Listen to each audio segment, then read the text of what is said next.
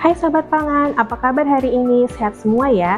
Sobat Pangan, isu tentang ketahanan pangan kini semakin penting untuk dibahas. Kenapa demikian? Karena tanpa kita sadari, jumlah penduduk kita terus bertambah yang berarti kebutuhan pangan pun juga meningkat. Di sisi lain, ketersediaan pangan jika dilihat dari luas tanam alih-alih meningkat, justru mengalami tren menurun. Kondisi tersebut semakin diperparah dengan pola konsumsi pangan pada masyarakat yang masih belum beragam, masih sangat bergantung pada satu komoditas yang tentunya kita semua tahu ya.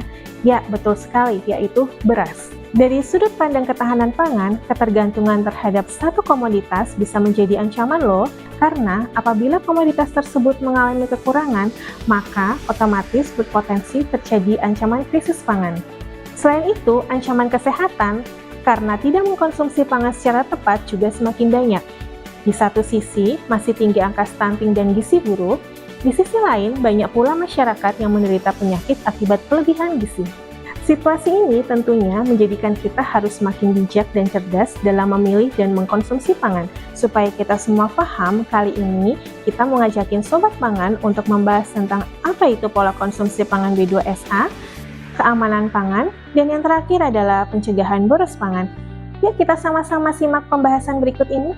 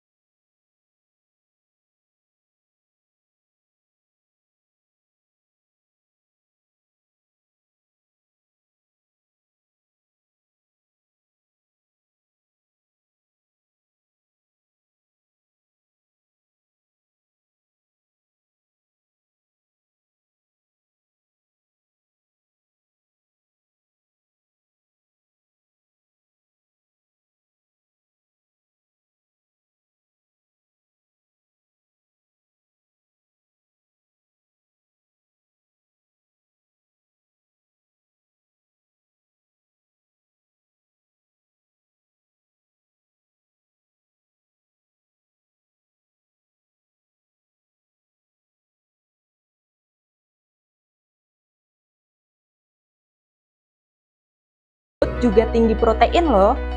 Plus ada juga protein nabati dari kacang-kacangan. Protein sangat penting untuk tumbuh kembang yang optimal ya Sobat Pangan. Kelompok sumber vitamin dan mineral antara lain buah-buahan dan sayuran, mulai dari bayam, brokoli, sampai daun kelor sangat baik untuk tubuhmu. Yang kedua, yaitu bergizi seimbang.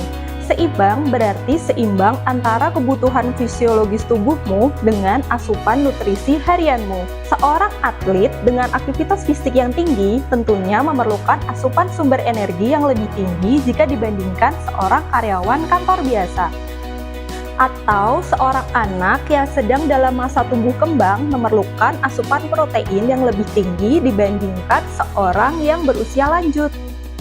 Pada kondisi umum, konsep isi piringku adalah sepertiga makanan pokok sebagai sumber karbohidrat, sepertiga sayuran sebagai sumber vitamin dan mineral, seperenam lauk pauk sebagai sumber protein, serta seperenam buah sebagai sumber vitamin dan mineral. Be smart, kenali tubuhmu, penuhi kebutuhanmu dengan tepat. Yang ketiga, yaitu aman. Yuk kita konsumsi makanan yang bebas dari cemaran fisik seperti rambut, kerikil, staples, dan lain-lain. Lalu, ada juga cemaran biologi, antara lain seperti jamur, bakteri, dan biasanya cemaran biologi ini seringkali muncul saat pangan melewati masa kadaluarsa. Jadi, jangan lupa lihat label ya.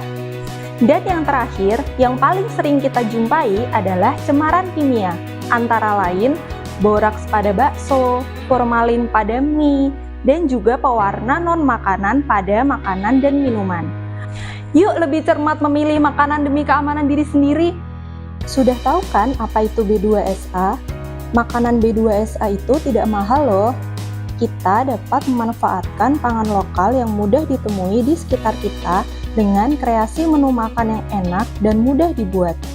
Mengapa sih harus pangan lokal?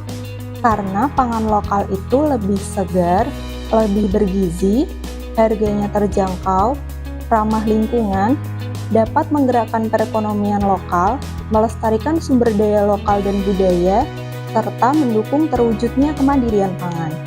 Mulai sekarang, yuk jadi generasi cerdas pangan dengan menerapkan pola pangan B2SA dengan mengkonsumsi sayur dan buah setiap hari, konsumsi protein yang beragam, hindari makanan cepat saji yang tinggi lemak jenuh, gula dan garam, cukup minum air putih 8 gelas sehari, dan jangan lupa rutin berolahraga dan stop mager. Ingat ya, makan enak, makan sehat, makan B2SA, habiskan. Cintai pangan lokal, pangan kuat, Indonesia berdaulat.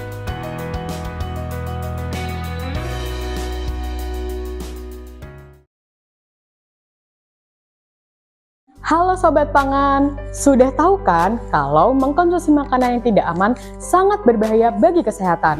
WHO menyebutkan ada lebih dari 200 jenis penyakit yang disebabkan oleh makanan yang terkontaminasi. Gejalanya bisa ringan hingga berat, bahkan berakibat fatal loh. Oleh karena itu, kita harus betul-betul memperhatikan keamanan pangan yang kita konsumsi. Yuk kita pahami bersama apa itu keamanan pangan. Keamanan pangan adalah kondisi dan upaya yang diperlukan untuk mencegah pangan dari kemungkinan cemaran biologis, kimia, dan fisik yang dapat mengganggu, merugikan, dan membahayakan kesehatan manusia, serta tidak bertentangan dengan agama, keyakinan, dan budaya masyarakat sehingga aman untuk dikonsumsi. Pangan yang aman dikonsumsi adalah pangan yang bebas dari cemaran biologis, cemaran kimia, dan cemaran fisik. Untuk lebih jelasnya, yuk kita pahami bersama. Cemaran biologis merupakan cemaran yang berasal dari makhluk hidup. Cemaran kimia adalah cemaran yang berasal dari bahan kimia yang dapat membahayakan kesehatan manusia.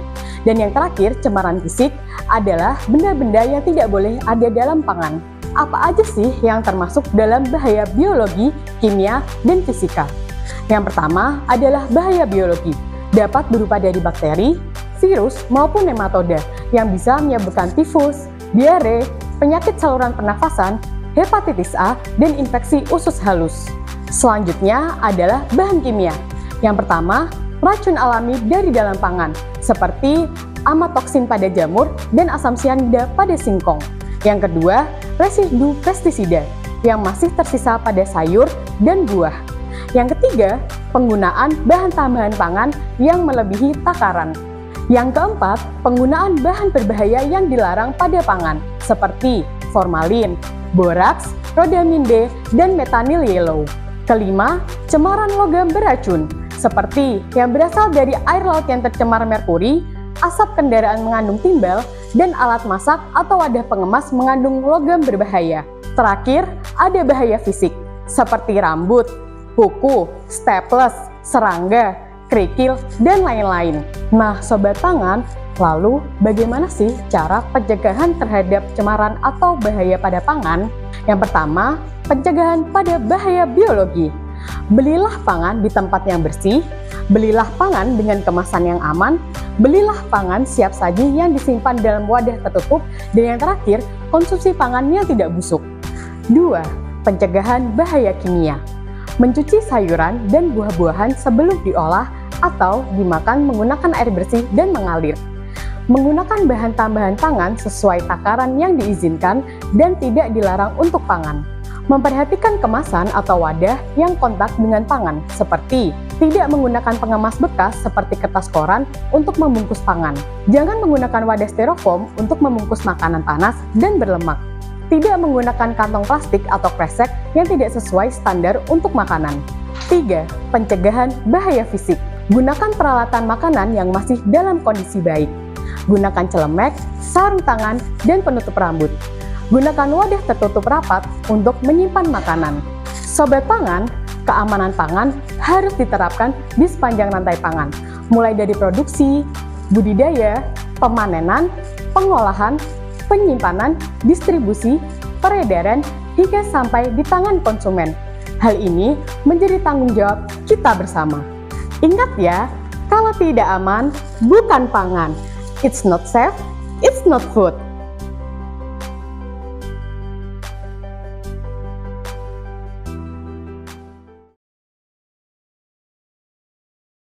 Hai Sobat Pangan, tahukah kamu sepertiga pangan yang diproduksi atau 1,3 miliar ton makanan terbuang setiap tahunnya loh.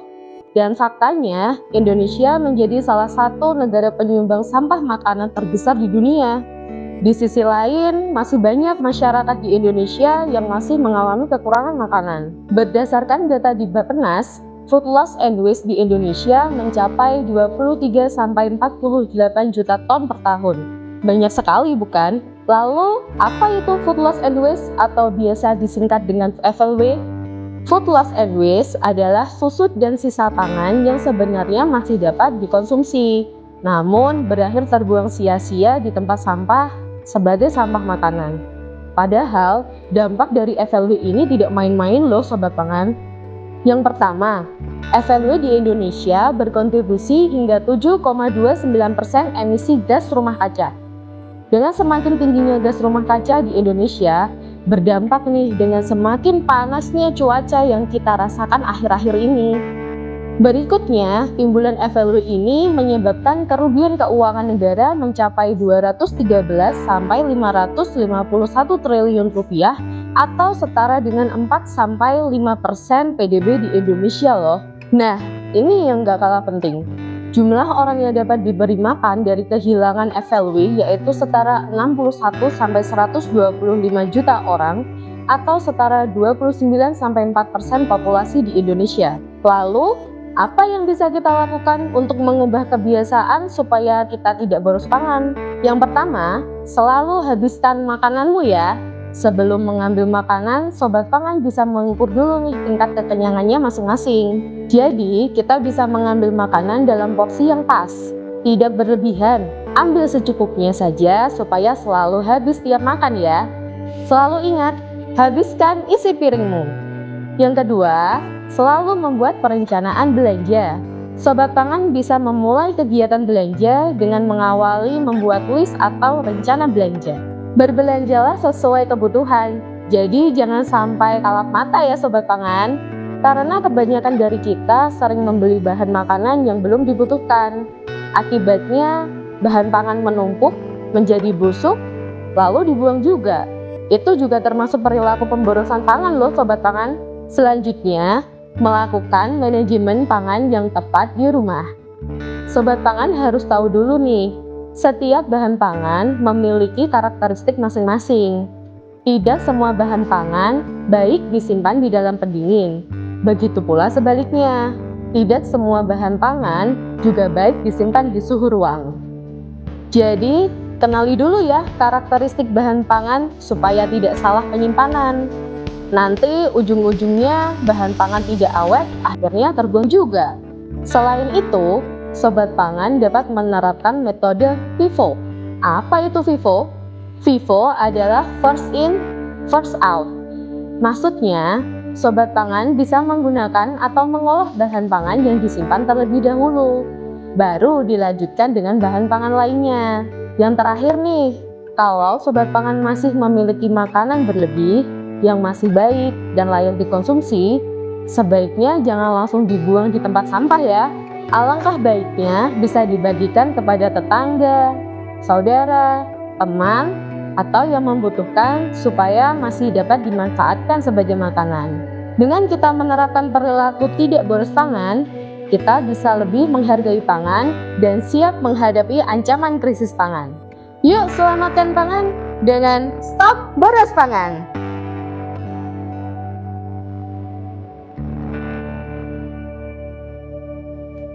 Terima kasih telah menyaksikan video ini. Semoga Sobat Pangan bisa menjadi pilar penguat ketahanan pangan dengan mengkonsumsi pangan B2SH, menjaga keamanan pangan, dan jangan lupa untuk mencegah boros pangan ya. Pangan kuat, Indonesia berdaulat.